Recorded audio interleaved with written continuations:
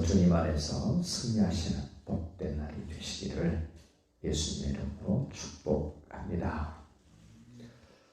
목회자와 성도의 관계에 대해서 계속 바울이 11장, 12장에서 강조를 합니다. 특별히 목회하면서 나타나게 되는 헌금 문제. 그 헌금이 누구를 위한 것인가?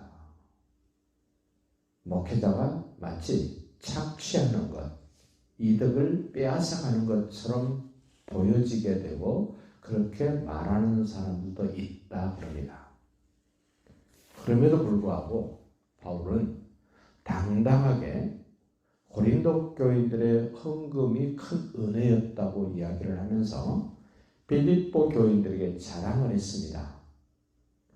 내가 너희에게 자랑할 것이 있는데 고린도 교인들은 하나님께 은혜를 입은 것이 헌금 드리는 것으로 잘 나타나지고 있단다. 빌립보 교인들에게 자랑했단 말입니다. 이렇게.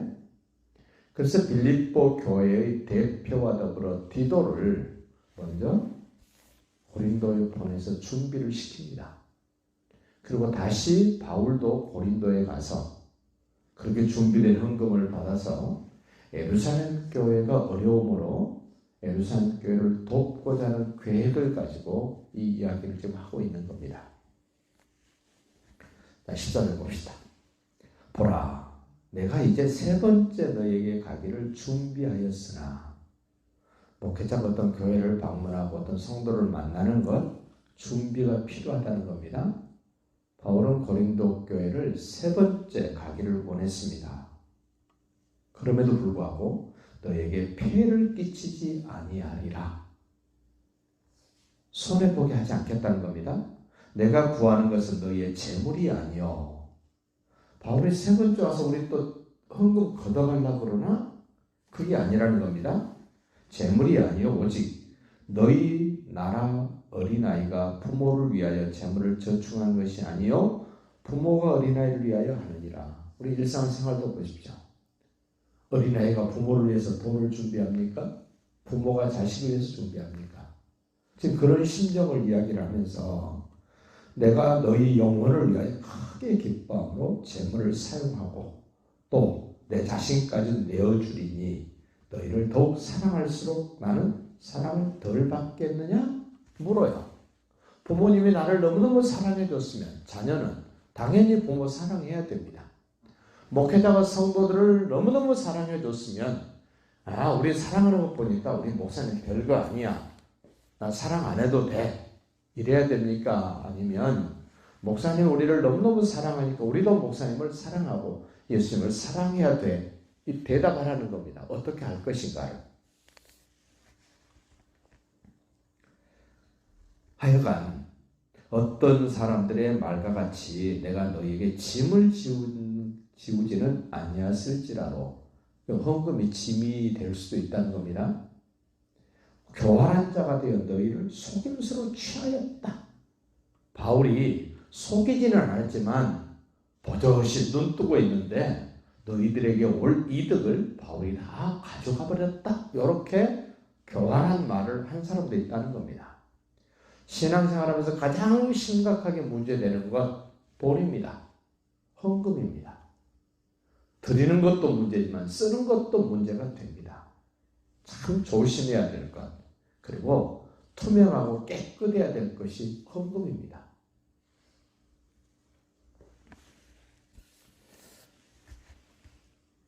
19절 볼까요? 너희는 이때까지 우리가 자기 변명을 아는 줄로 생각하는구나. 우리는 그리스도 안에서 하나님 앞에 말하노라. 다시 생각해 보세요. 바울이 지금 말하는 것, 목회하는 것, 행동하는 것, 빌립보 교회와 고린도 교회에서 모아서 예루살렘 교회에 돕고자 하는 그 모든 일들은 하나님 앞에서 마치 요셉이 하나님 앞에서 보디발의 아내의 유혹을 이겨낸 것처럼 지금 나는 하나님 앞에서 이러한 일을 정직하게 하고 있다. 그래요. 신학교 갔을 때 교수님들 늘 얘기한 것이 있습니다. 목회가 좀 안정되어 갈 때 조심해야 될 것들이 있다. 돈이에요. 재정? 거의 목사 마음대로 집행하잖아요. 조심해라.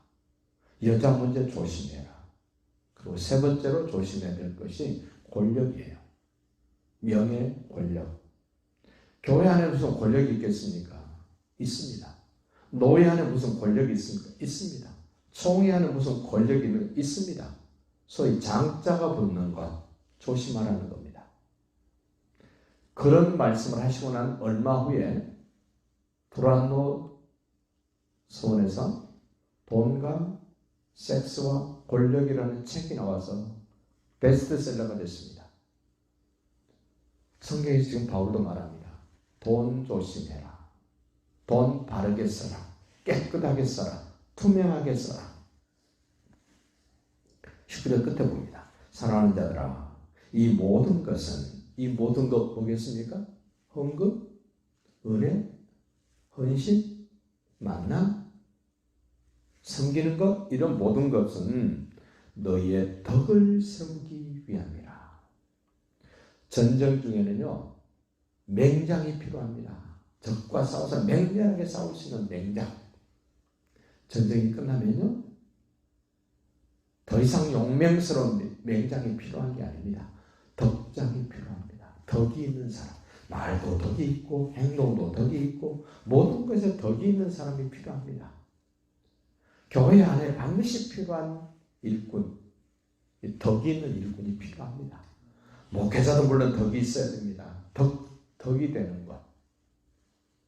내가 갈 때 너희를 내가 원하는 것과 같이 보지 못하고, 무슨 말이에요?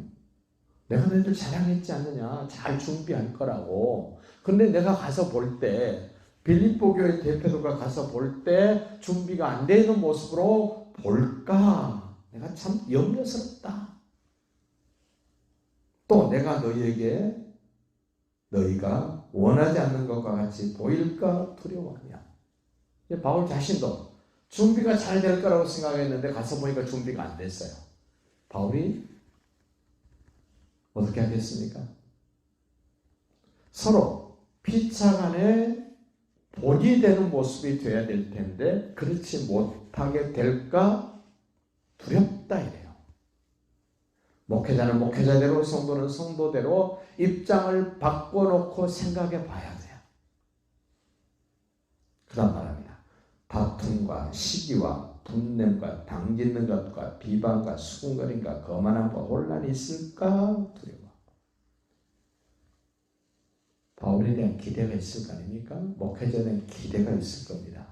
근데 막상 세 번째 바울이 고린도에 왔을 때 바울이 옛날하고 달라졌네? 이러면 안 되잖아요.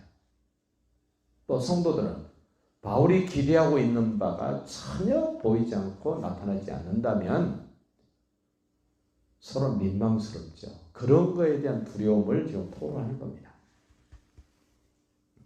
또 내가 다시 갈 때에 내 하나님이 나를 너희 앞에서 낮추실까 두려워하고, 또 내가 전에 죄를 지은 여러 사람의 그 행한 바 더러움과 음란함과 호색함과 회개하지 아니함 때문에 슬퍼할까 두려워하노라. 책망보다는 바울이 사랑하는 고린도 교회들이 회개치 않고 옛날 죄짓던 모습 그대로 있다면 바울이 너무 슬플 것 같다는 이야기를 합니다. 저도 그렇습니다. 우리 성도들이 신앙생활하는데 변하지 않고, 변화가 되어야 되는데 변하지 않고 예배하는 모습이 늘 안타까움으로 있을 때 어떨 때는 제가 슬퍼요. 바로 그런 마음을 보고 성경이 이렇게 표현합니다. 1만 명의 스승은 있는데 한 아비가 없다 이래요. 아비의 심정은 선생님하고는 다릅니다. 선생은 공부 잘하면 잘한 것만 좋아요. 공부 못하는 녀석은 못한 대로 내버려 두죠. 그럼 부모는 그렇지 않습니다. 못하는 녀석이 더 안타깝습니다. 우리 주님이 우리에게 주신 은혜를 다시 한번 생각해 보면서 우리 은혜로 믿음으로 구원받았습니다. 구원받은 은혜와 믿음은 하나님께 되돌려 드려야 될 것들이 많다는 이야기입니다.